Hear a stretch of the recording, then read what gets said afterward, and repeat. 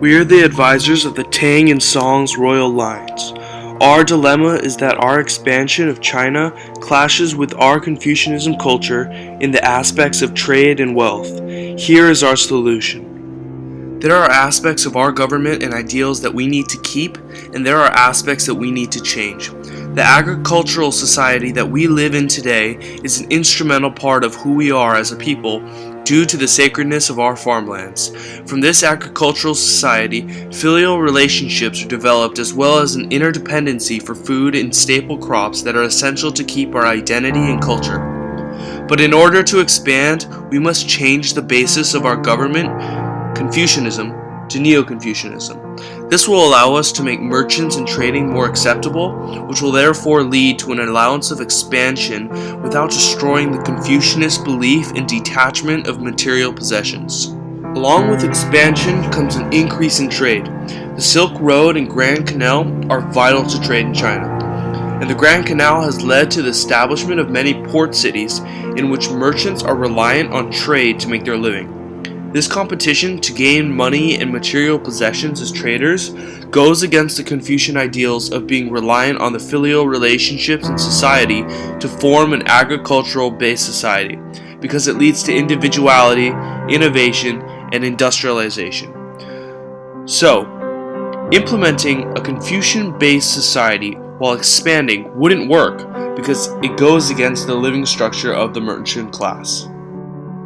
Neo-Confucianism, however, takes the metaphysical ideas from Buddhism, but stresses the real world as significant and not as an illusion. It supports the notion that humans live in the material world, and therefore materials aren't bad, which supports trade. This will appeal to the merchants in China, which will help us to expand. Neo-Confucianism also enforces ethnocentrism, which is the tendency to believe that one's ethnic or cultural group is centrally important, and that all other groups are measured in relation to one's own. In China, this would mean that all steppe invaders and threats would not be sided with because of our newfound nationalism. Neo-Confucianism would also work as we expand, because in order for one to gain nirvana, one would have to follow the practical responsibilities here on earth and being loyal to one's family and to the emperor. The change to Neo-Confucianism should take place because it's a governmental structure that applies to many of the lives in China in which they can follow. It ends the feud between Confucianism and Buddhism by mixing the two. It promotes nationalism. It helps us to defend ourselves from invasions. It asks for loyalty from the filial relationships and emperor, and most importantly, it will boost our imperialism, helping us to expand and form tributary states outside of China since the structure is appealing to all. Our agricultural society should be kept because it works best with Confucianism. Although Neo-Confucianism provides a way for trade and merchants to be acceptable, an industrial economy would not yet work in China. Farmers in China value their land because it is sacred to them.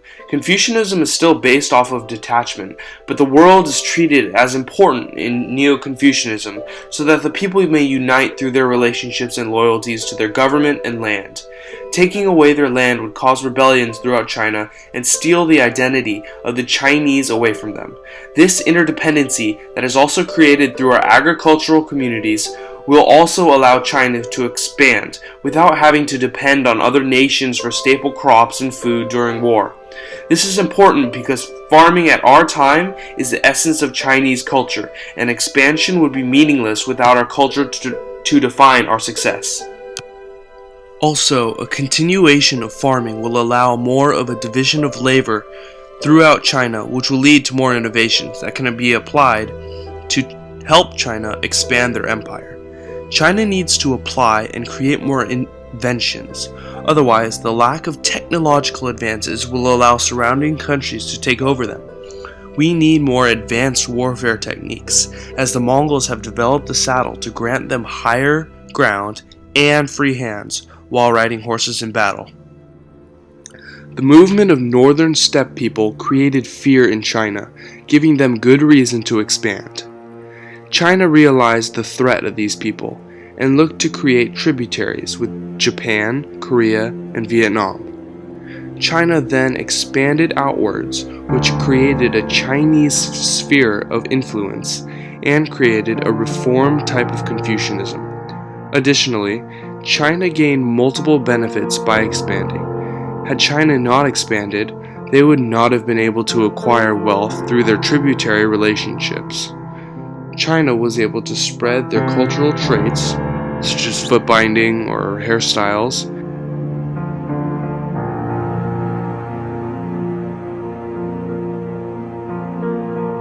directed by Spongman, Soccer Boy, and G-Dog.